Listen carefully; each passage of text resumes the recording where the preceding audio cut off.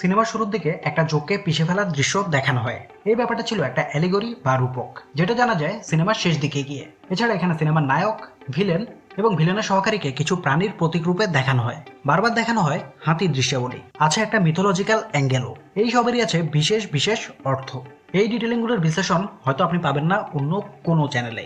আর এই ধরনের ডিটেল সমৃদ্ধ ভিডিও যদি নিয়মিত পেতে চান, তাহলে সাবস্ক্রাইব করে বেল আইকনে ক্লিক করুন। আর কোন সিনেমা নিয়ে কথা বলছি সেটা জানতে চান, তাহলে দেখতে থাকুন আজকের ভিডিও। তো কি অবস্থা ভাই ব্রাদার্স, আপনাদের জন্য নিয়ে আসলাম আরও একটা সিনেমার এক্সপ্লেনেশন। সিনেমার নাম তুদারুম। মালায়ালাম শব্দ তুদারুম মানে হলো টু বি কন্টিনিউড বা চলতে থাকবে বা এখানেই শেষ নয় টাইপের কিছু। মুভির পরিচালক তরুণ মূর্তি, এটি তার তৃতীয় সিনেমা। এর আগে তিনি অপারেশন জাভা এবং সৌদি বেল্লাইক্কা নির্মাণ করেছেন। আর সিনেমার মূল চরিত্রে তিনি নিয়েছেন দ্য কমপ্লিট অ্যাক্টর মোহনলালকে। মালায়ালাম বা ইন্ডিয়ান সিনেমার ভক্তদের কাছে তাকে নতুন করে পরিচয় করানোর কিছুই নেই। এখানে তার অভিনীত চরিত্রটি একটি আলাভোলা সহজ সরল মানুষ থেকে পরিণত হয় প্রতিশোধকামী রণমূর্তিতে। কিন্তু কেন, কিসের আর কিভাবে এবার সে প্রতিশোধ নেয়, এসব জানতে চলুন শুরু করি মুভিটার এক্সপ্লেনেশন। তুদারুমের শুরুতে আমরা হাতির ডাক শুনতে পাই। এই হাতির কথাটা খেয়াল রাখবেন, পরে কাজে লাগবে। ড্রোন শটে দেখানো হয় সবুজ বনভূমি। এরপরে আসে পুরাক্কাম নামক জায়গায় ভূমিধসের দৃশ্য। পুলিশ সেখানে রেস্কিউ করতে আসে। তারা একটা জিপ থেকে একজনকে রক্ষা করে, কিন্তু হঠাৎ করে জিপের ভেতরে থাকা কিছু একটা দৃষ্টি আকর্ষণ করে একজন পুলিশের হতবাক এই অভিব্যক্তির উপর থেকে সিন শিফট করে শানমুগামের উপর। যদিও তাকে সবাই বেঞ্চ বলেই ডাকে। সে কয়েকজন সন্ন্যাসীকে নিয়ে নিজের গাড়িতে করে যাচ্ছে। সন্ন্যাসীদেরকে নিয়ে যাওয়ার সময় সে তার পুরনো জীবনের কথা তাদেরকে বলছিল। এর আগে বেঞ্চ ফাইট স্টান্টম্যানের কাজ করত চেন্নাইয়ের ফিল্ম স্টুডিওতে, আর তার গুরুর নাম ছিল পালানি স্বামী। তার কথায় রজনীকান্ত, মামুত্তি, কমল হাসান, এমনকি মোহনলালের কথাও উঠে আসে। কথা বলতে বলতে সে একটু অমনোযোগী হয়ে পড়ে, ফলে একটা বাসের সাথে অলমোস্ট ধাক্কা লেগে যায় তার গাড়ির। বেঞ্জের গাড়িটা তার প্রাণের চেয়েও প্রিয়, এমনকি এটা কাউকে ছুতেও দেয় না সে। আর ভিন্টেজ অ্যাম্বাসেডর গাড়িটার এতই যত্ন নেয় যে এটা দেখতে এখনো নতুনের মতোই লাগে। তাই নিজের বা যাত্রীদের চেয়ে গাড়ির জন্যই তাকে বেশি কাতর হতে দেখা যায়। এমনকি গাড়ি থেকে নেমে বাস চালককে লক্ষ্য করে কয়েকটা গালিও ছুড়ে দেয় সে। এরপর সন্ন্যাসীদেরকে গন্তব্যে পৌঁছে দেয় সে। অতঃপর সে যায় ছেলে পাভিকে রিসিভ করতে। পাভি পড়াশোনার জন্য হোস্টেলে থাকে, ছুটিতে বাড়িতে ফেরে। তো বাপ বেটা বেঞ্জের গাড়িতে করেই বাড়ি ফিরছিল। ঠিক তখনই পাভির মোবাইলে কল করে বেঞ্জের স্ত্রী ললিতা। বেঞ্জ তার কল কেটে দিচ্ছিল, তাই সে ফোন করেছে ছেলের কাছে। পাভি ফোনটা লাউড স্পিকারে দিলে সে জানায় যে তাদের মেয়ে পবিত্রা চাদর মুড়ি দিয়ে শুয়ে শুয়ে কার সাথে যেন ফোনে কথা বলছিল। ব্যাপারটা হাতে নাতে ধরে ফেলেছে সে। ধরা খেয়ে মেয়ে গিয়ে লুকিয়েছে বাথরুমে, আর ললিতা বাথরুমের দরজা বন্ধ করে দিয়ে তাকে বাথরুমেই আটকে দিয়েছে। বেঞ্জ এসে যেন তার বিচার করে। হ্যাঁ, আর সবার মতো পরিবারের লোকেরাও শানমুগামকে বেঞ্জ বলেই ডাকে। তো বাড়িতে ফেরার পর প্রথমেই তার মেয়ে বাথরুমের ভেন্টিলেটর দিয়ে বেঞ্চকে ইশারা করে, আর ঘরে ঢুকে সে প্রথমে তার মেয়েকে বাথরুমের কয়েকখানা থেকে মুক্ত করে। কিন্তু ললিতার রাগ তখনও কমেনি, তাই সে তাকে খুশি করতে বলে, চলো আজ আমরা বাইরে খাবার খাই। বাইরে খাবার কথা শুনেই ললিতার মুখে হাসি ফুটে ওঠে। কিন্তু সে যখন দেখে যে বাইরে খাওয়ার নাম করে বেঞ্চ আসলে ঘরের দাওয়ায় বসে খাবার খায়, তখন তার রাগ আরও বাড়ে। স্ত্রী, 2 ছেলে মেয়ে আর 2টা পোষা কুকুর, এই নিয়েই বেঞ্জের পরিবার। আর বেঞ্জের আছে একটা লক্কর ঝক্কর মার্কা অ্যান্টিক অ্যাম্বাসেডর কার। আগেই বলেছি যে গাড়িটা তার প্রাণের চেয়েও প্রিয়। এই গাড়িটা দিয়েই সে স্কুলের বাচ্চাদের আনা নেওয়া, যাত্রী বহন থেকে শুরু করে সব কাজ করে। সহজ সরল জীবন, বন্ধু, পরিবার, প্রতিবেশীদের নিয়ে হাসি আনন্দে দিন কাটানো, সব মিলিয়ে বেঞ্জ যেন উপমহাদেশের আইডিয়াল ফ্যামিলি ম্যান। জীবনে বিলাসিতা বা টাকা পয়সার ঝঞ্ঝনানি হয়তো নেই, কিন্তু দুঃখ কষ্টও খুব একটা নেই। যাই হোক, সকালে বেঞ্জের একটা স্কুল ট্রিপ থাকে, মানে সে সকালে কিছু বাচ্চা কাচ্চাকে স্কুলে আনা নেওয়ার কাজ করে। ওই সময় তাকে ফোন করে তার মাস্টার পালানি। মাস্টারের সাথে সে কথা বলছিল, এমন সময় পাভি তার কয়েকজন বন্ধুকে নিয়ে সেখানে আসে। এদেরকে সে তাদের বাসায় দাওয়াত করেছে। আর তার একজন বন্ধু বেঞ্জের গাড়িটা দেখে খুব উচ্ছ্বসিত হয়ে পড়ে। বেঞ্জ এতে বেশ খুশি হয়, কারণ পাভি তার গাড়িকে বলে মুড়ির টিন। সে সবাইকে সাথে করে বাড়িতে নিয়ে আসে। বাড়িতে যখন খাওয়া দাওয়ার পর্ব চলছিল, তখনই বেঞ্জের একটা বন্ধু কল দেয় তাকে। সেই বন্ধুটি অপেক্ষা করছিল বাড়ির গেটের বাইরে। এরপর সে তার বন্ধুটিকে নিয়ে চলে যায় মদ খেতে। মদ কেনার জন্য 2 জন লাইনে দাঁড়িয়েছে। এমন সময় হঠাৎ করেই তার বন্ধুটি বলে, বেঞ্চ ওই দেখ দেখ, তোর গাড়িটা কেউ চালাইতেছে। এটা দেখে বেশ অবাক হলেও তাড়াতাড়ি সেই ভাব কাটিয়ে বেঞ্চ বন্ধুর মোটরসাইকেলে করে পিছনে নিজের গাড়ির। পাভি আর তার বন্ধুরা বেঞ্চের গাড়িটা নিয়ে বেরিয়েছে। বন্ধু কিরণের বেপরোয়া ড্রাইভিং দেখে পাভি তাকে বলে, ভাই গাড়িটা তাড়াতাড়ি থামা, নয়তো আমার বাপ আজকে আমার মাইরেই ফেলবে। কিরণ বলে, আমিও তো চাইতেছি, কিন্তু গাড়ি তো থামাইতে পারতেছি না। সামনে আসে একটা মোড়, আর গাড়িটা একটা মাইল ফলকে এসে ধাক্কা খায়। বেঞ্চ এসে ছেলেকে ঠাটিয়ে এক চড় লাগায়। আর বকাবকি করে। তারপর গাড়িটাকে ওয়ার্কশপে নিয়ে যায় মেরামত করার জন্য। মেকানিক বলে গাড়িটা ঠিক হতে সময় লাগবে। ছেলেকে মারার কারণে বেঞ্জের অনুশোচনা হয়। সে বারবার তার ছেলের কাছে কল করে, ভয়েস মেসেজও পাঠায়, কিন্তু পাভি রাগ করে কল ধরে না। এরপর তার কাছে তার মাস্টারের নাম্বার থেকে একটা কল আসে। ফোনের ওপারে থাকে তার পুরনো এক বন্ধু। সে জানায় যে চেন্নাইতে তাদের মাস্টার মারা গেছেন। দুঃখ ভারাক্রান্ত মন নিয়েই চেন্নাই যায় বেঞ্জ। মাস্টারের শেষকৃত্য সংক্রান্ত সকল কাজ শেষ করে সে বাড়ি ফেরে, কিন্তু দেখা যায় তার বন্ধু কুট্টিচান বাড়িতে না নিয়ে গিয়ে তাকে নিয়ে সোজা হাজির হয় পুলিশ স্টেশনে। সেখানে গিয়ে সে দেখে পুলিশ স্টেশনে পড়ে আছে তার রাজকীয় অ্যাম্বাসেডর। এই দৃশ্য দেখে সে হতবাক হয়ে যায়, বলে আরে আমার গাড়িটা এইখানে কেন? এরপর আমরা সাব ইন্সপেক্টর বেনিকে দেখতে পাই। সে জানায় গ্যারেজের মেকানিক তার গাড়ি নিয়ে বের হয়েছিল রাতে। তখন পুলিশ তাকে গাঁজা সহ পাকড়াও করে, কিন্তু পুলিশের উপর হামলা করে সে পালিয়ে যায়। তাই পুলিশ তার গাড়িটা আটক করেছে। বেঞ্জ আর তার বন্ধুরা এসআই বেনিকে অনেক রিকোয়েস্ট করে তার গাড়িটা ছেড়ে দিতে, কিন্তু এসআই মেসেজ দেখিয়ে বলে তোমরা বুঝতে পারতেছো তোমাদের গাড়িতে গাঁজা পাওয়া গেছে, গাঁজা। আগে লোকটাকে ধরো, তারপর গাড়ি ছাড়া না ছাড়ার কথা বিবেচনা করা যাবে। আসলে গ্যারেজের লোকটা মেরেছিল বেনিকেই, তাই তার এত রাগ। বেঞ্জ আর তার বন্ধুরা সেই মেকানিককে খুঁজতে যায়, কিন্তু কোথাও তার খোঁজ মেলে না। এমনকি তার বাড়িতে গিয়েও তার দেখা পাওয়া যায় না। উল্টো বেঞ্জ আর তার বন্ধুদের গালাগালি করে মেকানিকের ফ্যামিলির লোকজন। এরপর তারা একটা লোককে এনে ঝামেলাটা মেটাতে চায়, কিন্তু তাতে হয় হিতে বিপরীত। বাসায় ফিরে বেঞ্জ এই বিষয়টা নিয়ে বেশ টেনশন করে। রাতে তার ঘুমও আসে না। ললিতা তার এই অস্থিরতার কারণ জানতে চাইলে সে তাকে বলে পুলিশ বলেছে আমার গাড়িটা স্ক্র্যাপে পাঠিয়ে দেবে। আমার মনে একদমই শান্তি নেই। বেঞ্জ এরপর ছেলে কল করেছিল কিনা জানতে চায়। জবাবে ললিতা বলে সকালে কথা হয়েছে। বেঞ্জ বলে আমার কথা কিছু জানতে চেয়েছে? ললিতা বলে গাড়িটার কথা জানতে চেয়েছে। বেঞ্জ বলে তুমি জবাবে কি বলেছো? ললিতা বলে আমি বলেছি এবার গাড়িটা গেছে, আর পাওয়া যাবে না। এছাড়া এই সময় সে মেকানিককে বিশ্বাস করার জন্য বেঞ্জকে বকাঝকা করে। এতে বেঞ্জ বেশ বিরক্তই হয়। তখন বেঞ্জ কিছু একটা করতেই হবে বলে সিদ্ধান্ত নেয়, আর যেই ভাবা সেই কাজ। সে এই গভীর রাতেই আবারও সরাসরি থানায় চলে যায়। থানায় গিয়ে সে কনস্টেবলকে বলে স্যার আমার গাড়িটা ফিরে পেতে একটু সাহায্য করেন না প্লিজ।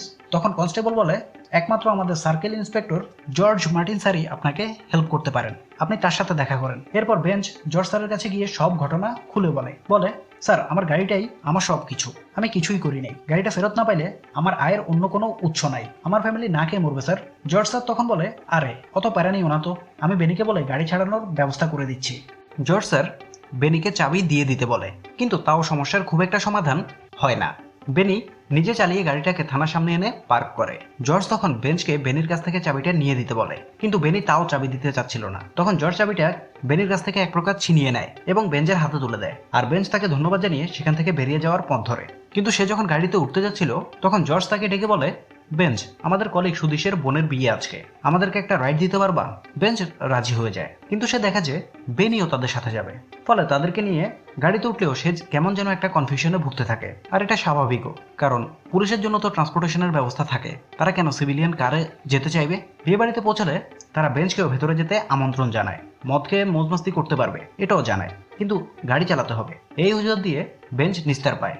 ভেতরে একদম ফুল অন পার্টি চলছিল, আর অনুষ্ঠান শেষে তারা এসে বেঞ্চকে কার স্টার্ট দিতে বলে, কিন্তু তারা স্টেশনে ফিরে যাবে না, বরং যাবে পুরাক্কায়ামে সুদেশের কাজিনের ফার্ম হাউসে। ওখানেও নাকি একটা পার্টি চলছে। বেঞ্চ বলে কিন্তু স্যার এটা তো অনেক দূরে, আর কালকে আমাকে বাচ্চাদেরকে স্কুলে নিতে হবে। জর্জ বলে আরে অত প্যারা নিও না, আমরা তার আগেই চলে আসবো। এবার সুদেশও তাদের সঙ্গী হয়। গাড়িতে মদ তোলা নিয়ে আবারও তার সাথে ঝামেলা করে বেনি। এবার গাড়িতে ওঠার পর জর্জ স্যার বেঞ্জের কাছে জানতে চায় এই গাড়িটা তোমার এত প্রিয় কেন? তখন সে বলে যে বাবা মা মারা যাওয়ার পর সে ভাগ্যের সন্ধানে চেন্নাই চলে যায়, সেখানে পালানি মাস্টারের দলে ঢোকে এবং প্রায় 50-60টা মুভিতে কাজও করে। কিন্তু একটা তামিল মুভি সেটে অ্যাকশন দৃশ্য শুট করার সময় একটা বিশাল অ্যাক্সিডেন্ট ঘটে এবং তাকে বাঁচাতে গিয়ে আনবু নামে তার এক বন্ধু মারা যায়। এই ঘটনা নিয়ে অনেক ঝামেলা হয়, মামলা, শ্রমিক ইউনিয়নে ক্যাঁচাল ইত্যাদি। তাদের মাস্টারকে কেউ আর কাজ দিতে অস্বীকৃতি জানায়, তাদের সবার চাকরি চলে যায়, তাদের দল ভেঙে যায় এবং সে কেরালায় ফিরে আসে। কালো অ্যাম্বাসেডর গাড়িটা তাকে তার মাস্টারই দিয়েছিল, এটাই তার আয় উপার্জনের একমাত্র অবলম্বন। এটার সাথে তার অনেক স্মৃতি জড়িয়ে আছে, এই কারণে গাড়িটা তার এত প্রিয়। যাই হোক, বেঞ্চ দেখা যে তাদের যাত্রাপথে রাস্তার অবস্থা খুবই খারাপ। কিছু জায়গায় তো একেবারে পানির উপর দিয়ে গাড়ি চালাতে হচ্ছিল, তাও বেঞ্চ চালিয়ে যাচ্ছিল। কিন্তু কিছু দূর গিয়ে সে বুঝতে পারে যে আর এগোনো সম্ভব না। তখন সে বিরক্তির সাথেই বলে এর চেয়ে একটা জিপ নিয়ে আসতে ভালো হতো না স্যার? তখন জর্জ তাকে সবকিছু খুলে বলে। আসলে কলেজে থাকতে সুদেশের বোনের একটা অ্যাফেয়ার ছিল, তার প্রাক্তন প্রেমিকের কাছে তার কিছু ইন্টিমেট ভিডিও আছে, ওগুলো দিয়ে সে তার বিয়ে ভেঙে দেওয়ার পায়তারা করছিল। শেষমেশ এই ঝামেলাটা ম্যানেজ করতে গিয়ে একটা বিরাট অ্যাক্সিডেন্টও ঘটে গেছে। রাগের বশে সুদেশের বাবা ওই ছেলেটাকে মেরে ফেলেছে, আর সেই লাশটাই এখন বেঞ্চের গাড়ির ট্রাঙ্কে আছে। এই কথা শুনে বেঞ্চ আটকে ওঠে। রেগে গিয়ে সে জর্জের উপর হামলে পড়ে, এরপর সে তাড়াতাড়ি গিয়ে গাড়ির ট্রাঙ্কটা খুলতে যায়, কিন্তু বেনি তাকে পেছন থেকে ধরে ফেলে। জর্জ সেখানে এসে বলে যে বেন যদি তাদেরকে হেল্প না করে তাহলে তাকেও মেরে এই বনে ফেলে দেবে। বেঁচে থাকতে হলে তাকে অবশ্যই পুলিশকে হেল্প করতে হবে। এরপর জর্জ বেনিকে গাড়ি চালাতে বলে। বনের মধ্যে এক জায়গায় গিয়ে গাড়িটা থামায় বেনি। এরপর সে আর জর্জ নেমে যায় গাড়ি থেকে। সুদেশকেও তারা গাড়ি থেকে নামায়। ভয় পেয়ে গাড়ির এক কোণে বসে থাকে বেঞ্চ। ট্রাঙ্ক থেকে নামানো লাশটাকে যখন 3 পুলিশ বয়ে নিয়ে যাচ্ছিল তখন বেঞ্চ দেখে যে বস্তার ভেতর থেকে তার একটা পা বেরিয়ে আছে। ঠিক তখনই গাড়িটার পাশ দিয়ে যায় একটা মিনি ট্রাক। ট্রাকের ড্রাইভার তাকে এই সময় জঙ্গলে এসেছে বলে গালমন্দ করে। ট্রাকের পেছনে থাকা লোকটা তার মুখে টর্চ মারে এবং এই সময় তার এখানে কি কাজ সেটা জিজ্ঞেস করে, কিন্তু সে তাদের কথার কোনো জবাব না দিয়ে বিচলিত অবস্থায় গাড়িতে বসে থাকে। আর আসার পথে জর্জ জোর করে তার পকেটে কিছু টাকা ঢুকিয়ে দেয়, কিন্তু বেঞ্চ কিছুতেই কিছুক্ষণ আগে যে ঘটনাটা ঘটেছে সেটা ভুলতে পারছিল না।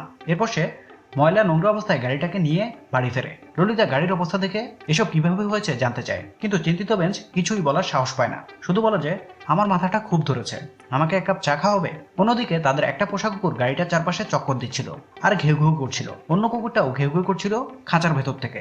কালকে যা দেখেছে সেটা বেঞ্চের মনে খোঁচা দিচ্ছিল, আবার এ ব্যাপারে কাউকে বললে সেটার পরিণতি কি হবে সেটাও তাকে ভাবাচ্ছিল। গাড়ির ট্রাঙ্কটা খুলে সে দেখতে পায় যে সেটা রক্তে ভরে গেছে। ট্রাঙ্কের ভেতর একটা মানিব্যাগও খুঁজে পায় সে, মানিব্যাগটাও রক্তে ভেজা। হঠাৎ করে ললিতা সেখানে চলে আসে। সে মানিব্যাগটাকে আবারও ভেতরে ফেলে ট্রাঙ্কটা লক করে দেয়। এরপর সে গোসল করে এবং গাড়িটাকে পরিষ্কার করে বাচ্চাদেরকে স্কুলে নিয়ে যায়।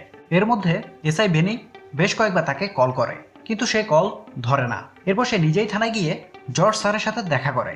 জর্জ স্যার তাকে বলে যে কল দিলে কল ধরস না কেন, এখন তো আমরা সবাই একই নৌকার মাঝি, কল দিলে কল ধরবি, আর বেশি চালাকি করতে গেলে তোর পুরো পরিবারটাকেই খতম করে দেব। এই হুমকি দেওয়ার পর তারা বেঞ্চকে সেখান থেকে চলে যেতে বলে এবং সে গাড়ি পর্যন্ত আসলে বেনি তাকে আবারও শাসাতে আসে। এদিকে সে থানা থেকে ফেরার সময় ওই গাঁজা বিক্রেতা মেকানিকের পিতামাতাকে দেখতে পায়। বেনিকে আগের রাতে যখন তার কথা জিজ্ঞেস করে তখন সে বেনিকে বলেছিল যে তাকে তারা মেরে ফেলেছে। বাসায় এসে এসব নিয়েই ভাবছিল সে। তার ধারণা কালকে যে লাশটা ফেলা হয়েছিল সেটা হয়তো ওই মেকানিকের। এ সময় ললিতা তার খাওয়া দাওয়ার অনিয়ম, অমনোযোগিতা, কল না ধরা, ছেলের সাথে ঝামেলা না মেটানো এসব নিয়ে বকাঝকা করে, কিন্তু বেঞ্চ তার সাথে ঝগড়ার সুরে কথা বলতে শুরু করে, যেটা সে সাধারণত করে না। ললিতা জানতে চায় তার সমস্যাটা কি। এরপর সে আরও জানতে চায় তার শার্টে কিভাবে রক্ত লেগেছে। সত্যি কথা বলতে পারবে না বলে বেঞ্চ আমতা আমতা করে। এরপর সে নিজের শার্টটাই পুড়িয়ে দেয়। এদিকে গত 2 দিন ধরে পাভির কোনো খোঁজ নেই। তার খোঁজে হোস্টেলে গেলে দেখা যায় সেখানেও সে গত 2 দিন ছিল না। তার বন্ধু কিরান বলে পাভি বন্ধুদের সাথে কোথাও ঘুরতে গেছে, আর বেঞ্চের বন্ধু কুট্টিচান বলে আজকালকার পোলাপান এরকমই, আর কালকেও যদি কোনো খোঁজ না পাই তাহলে পুলিশের কাছে যাব। এরপর বেঞ্চ আসলেই পুলিশের কাছে যায় এবং সব খুলে বলে।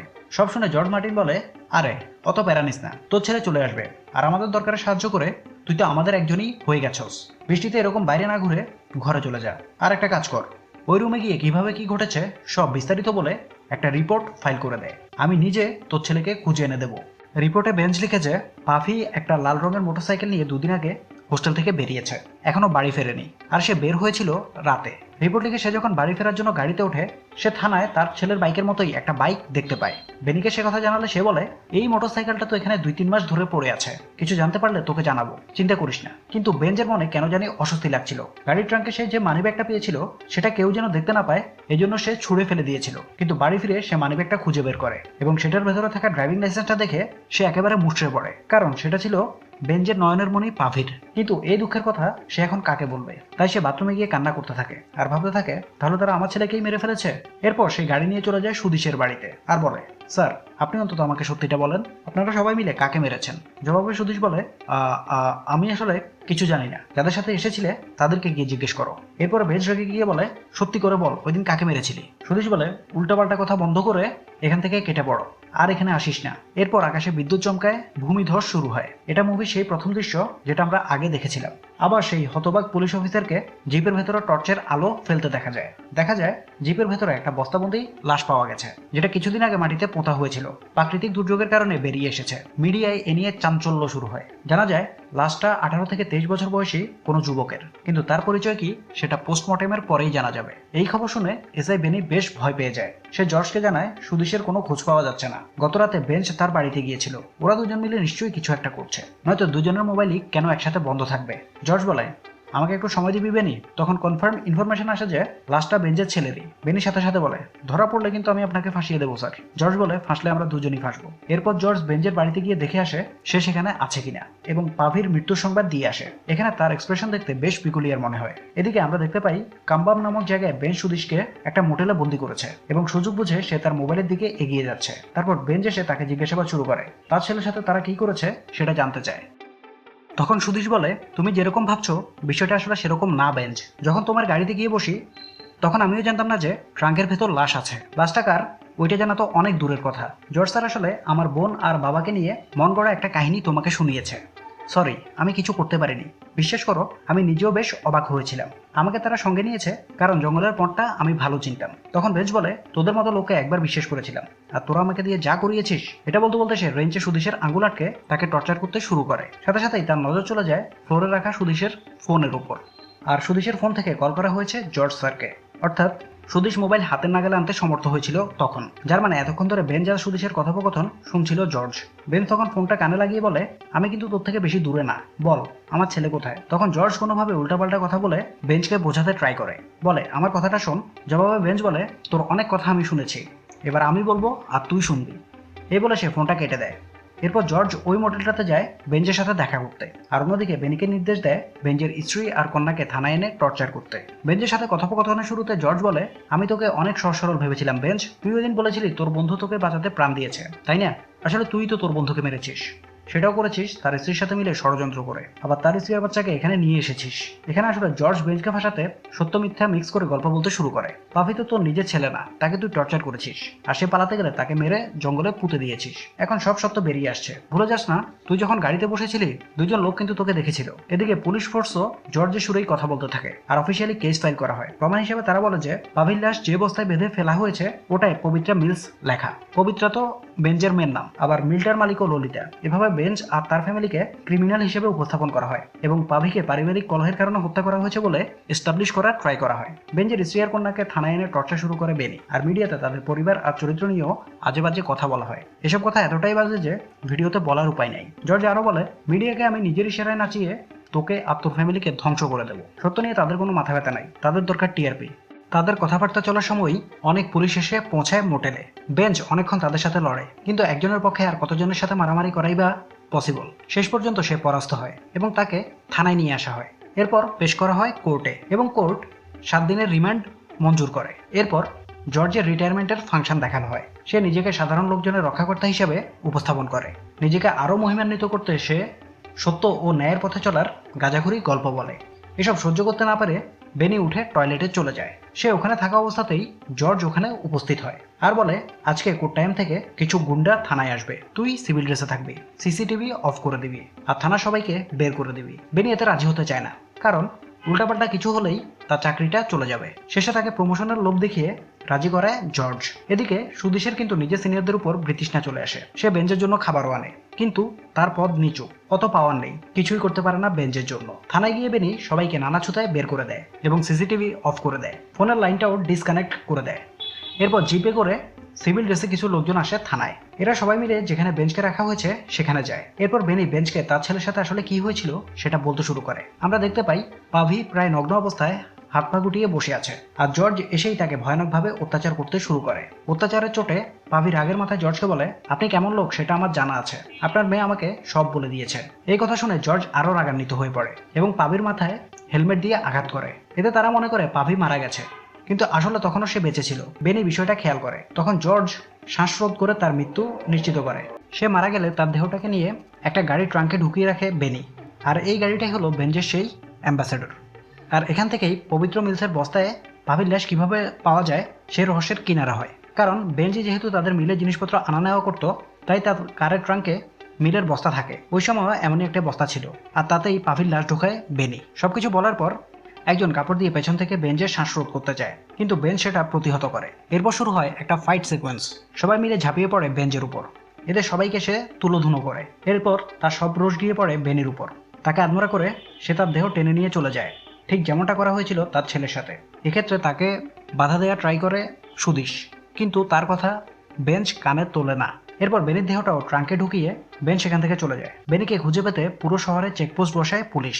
জর্জ নিজেও তার খোঁজ করে। সে বেঞ্জের বাড়িতে গিয়ে তার স্ত্রী সন্তানকে নির্মমভাবে মারধর করে। ঠিক তখনই জর্জের মোবাইলে বেঞ্জের কল আসে, আর অপর প্রান্ত থেকে সে বলে, যেখানে আঘাত করলে তুই সবচেয়ে বেশি ব্যথা পাবি, আমি সেখানেই আঘাত করবো এখন। এটা শুনে জর্জ বেঞ্জের বাসা থেকে বেরিয়ে পড়ে। আসলে বেঞ্জ এখন আছে জর্জের বাসায়, যেখানে আছে তার মা মরা একমাত্র কন্যা। জর্জ ওপরে নিজের বাড়িতে এসে উপস্থিত হয় এবং পুরো বাড়ি তন্ন তন্ন করে খুঁজতে থাকে তার মেয়েকে, কিন্তু খুঁজে পায় না। তারপর সে দেখতে পায় বেঞ্জের গাড়িটা দাঁড়িয়ে আছে। তাড়াতাড়ি গিয়ে গাড়িটার দরজা খুলে সে এবং দেখতে পায় ভেতরে আছে বেনির রক্তাক্ত মৃতদেহ। এদিকে জর্জ পেছন থেকে এসে তাকে লাথি মারে। জর্জকে দেখতে পেয়ে সে ছুটে তাকে মারতে যায় এবং প্রশ্ন করে, আমার মেয়ে কোথায়? বেঞ্জ বলে, আমার ছেলের সাথে যা করেছিস তোর মেয়ের সাথেও আমি সেরকমই করেছি। এই কথা শুনে জর্জ গিয়ে গাড়ির ট্রাঙ্কটা খুলে ফেলে, কিন্তু সেখানেও তার মেয়ে নেই। তখন জর্জ কেঁদে ফেলে আর তার মেয়েকে বেঞ্জ কি করেছে সেটা জানতে চায়। এই দুজনের মাঝে আরো মারামারি হয়, কিন্তু কিছুতেই বেঞ্জ তার প্রশ্নের জবাব দেয় না। শত্রুর শেষ ইচ্ছা পূরণ না করে বেঞ্জ তার প্রতিশোধ স্পৃহাকে চরিতার্থ করে এবং শেষে একটা পলিথিন দিয়ে জর্জের শ্বাসরোধ করে মৃত্যু নিশ্চিত করে, ঠিক যেমনটা জর্জ করেছিল তার ছেলের সাথে।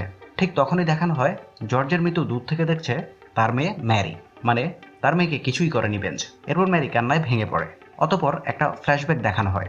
আমরা ম্যারি আর পাভিকে কলেজের সিঁড়িতে বসে থাকতে দেখতে পাই। পাভি বলে, একটা দুর্ঘটনায় তার বাবা মারা গিয়েছিল। এরপর পাভি আর তার মেয়েকে আপন করে নেয় বেঞ্জ এবং তাকে আপন সন্তানের মতো বড় করে তোলে, মানে বন্ধু আনবুর পরিবারকেই নিজের করে নেয় বেঞ্জ। পাভি আর ম্যারির মধ্যে আসলে প্রেম ছিল এবং ম্যারি চেয়েছিল তাকে বিয়ে করতে, কিন্তু জর্জ এটা তো মেনে নেয়নি, উল্টা নিজের মেয়েকে বেশ মারধর করে। গরিব হিন্দু ছেলে হয়ে বড়লোক খ্রিস্টানের মেয়ের সাথে প্রেম করেছে। এই কারণেই মূলত জর্জ পাভিকে থানায় ধরে আনে এবং মেরে ফেলে। এরপর বাবার মৃত্যুটা তো ম্যারি নিজের চোখেই দেখলো। অতঃপর বেঞ্জকে পাহাড়ি ঝর্ণার কাছে নিজের গাড়িতে দুটো লাশ নিয়ে বসে থাকতে দেখা যায়। নিজের ছেলেকে হারানোর দুঃখ আর তার মৃত্যুর প্রতিশোধ নিয়ে সে এখন ক্লান্ত। এরপর তাকে পুলিশি প্রহরায় আদালতে আসতে দেখা যায়। তখন এক রিপোর্টার তার কাছে জানতে চায়, আপনি কি নিজে আপনার ছেলেকে মেরে ফেলেছেন? জবাবে বেঞ্জ বলে, আমি নিজের ছেলেকে মারিনি, তবে যারা মেরেছে তাদেরকে খতম করে দিয়েছি। এখানেই শেষ হয় তুদারুম মুভিটা। আর আমরা দেখতে পাই এই সিনেমাটা মূলত ইন্ডিয়াতে ঘটা হাজারো অনার কিলিং এর ঘটনার উপর ভিত্তি করে নির্মিত। এবার আসেন মুভিটা সিম্বলিজম এবং থিম নিয়ে একটু বাতচিত করা যাক, যেটা করবো বলে শুরুতে বলেছিলাম। শুরুতে আসি জোকের অ্যালিগরিতে। জোকটাকে পিষে আসলে বেনি, এর মাধ্যমে শক্তিশালী কর্তৃক গরিবকে পিষে ফেলার বার্তা দেয়া হয়েছে, যেটা সিনেমায় পুলিশ করেছে পাভির সাথে, করতে চেষ্টা করেছে তার বাবার সাথেও। সিনেমায় বারবার হাতির দৃশ্যাবলী দেখানো হয়েছে। এর মাধ্যমে আসলে মূল চরিত্র বেঞ্জকে বোঝানো হয়েছে হাতিরা দলবদ্ধ প্রাণী, কিন্তু দলছুট হয়ে গেলে ওরা খুবই ভয়ঙ্কর হয়ে ওঠে, যেটা এক পর্যায়ে বেঞ্জের মুখেও শোনা গেছে। আর হাতি হয়ে সে ভয়ঙ্কর হয়ে উঠেছে জর্জ আর বেনির জন্যে। এছাড়া হাতিরা খুব ফ্রেন্ডলিও। দলছুট কোনো বাচ্চা কাচ্চা পেলে তারা নিজেদের বাচ্চার মতোই লালন পালন করে, যেটা সে করেছে পাভির ক্ষেত্রে। আর সাপ তো সবসময় ছলচাতুরি বা বিশ্বাসঘাতকতার প্রতীক। সিনেমার ক্ষেত্রে সেটা জর্জ, কারণ সে ভালো মানুষের বেশ ধরে বেঞ্জের সাথে বিশ্বাসঘাতকতা করেছে, তার জীবনটাকে তছনছ করে দিয়েছে। আর বেনি চরিত্রটা উলফ বা নেকড়ের সিম্বল। নেকড়ের মতোই সে তার শত্রুর প্রতি হিংস্রতা প্রদর্শন করে। যেমন সিনেমাতে কখনো কখনো মানবিক গুণাবলী দেখালেও সে কিন্তু কখনোই আসলে মানবিক হয়ে ওঠে না, বরং নিঃস্বার্থে বেঞ্জের ফ্যামিলির জীবন নরক গুলজার করে দেয়। এগুলো কেবল আমার কথা নয়, টু দ্য রুমের মিউজিক ডিরেক্টর জেক্স বিজয় নিজে এই বিষয়টি কনফার্ম করেছেন। মানে এই তিনটা চরিত্র যে তিনটা প্রাণীর সিম্বল, ওই বিষয়টা আর কি। রইল বাকি ধর্মীয় বা মিথোলজিক্যাল অ্যাঙ্গেল। সিনেমায় বেঞ্জ লর্ড মুরুগার ভক্ত, যিনি আবার লর্ড গণেশের ভাই, আর বিপদে পড়লে তিনি হাতিরূপী ভাই গণেশের সাহায্য চান। এখানেও ন্যায়কে বিজয় করতে বেঞ্জ হাতিরূপে আবির্ভূত হয়েছেন। এবং দেখতে দেখতে আমরা চলে আসলাম ভিডিওর শেষ প্রান্তে। ভালো লাগলে লাইক, শেয়ার, সাবস্ক্রাইব করতে পারেন। এই ভিডিও সম্পর্কে আপনাদের মতামত দিতে পারেন কমেন্ট সেকশনে। কোনো বিষয়ে দ্বিমত পোষণ করলেও বলতে পারেন। এরপর আপনারা কোন সিনেমার এক্সপ্লেনেশন দেখতে চান সেটাও জানাতে পারেন। আসলে আপনারা এগুলো করলে ইউটিউব আমাদের ভিডিওকে পুশ করবে, আরো বেশি মানুষের সামনে দেখাবে, এই আর কি। ধন্যবাদ।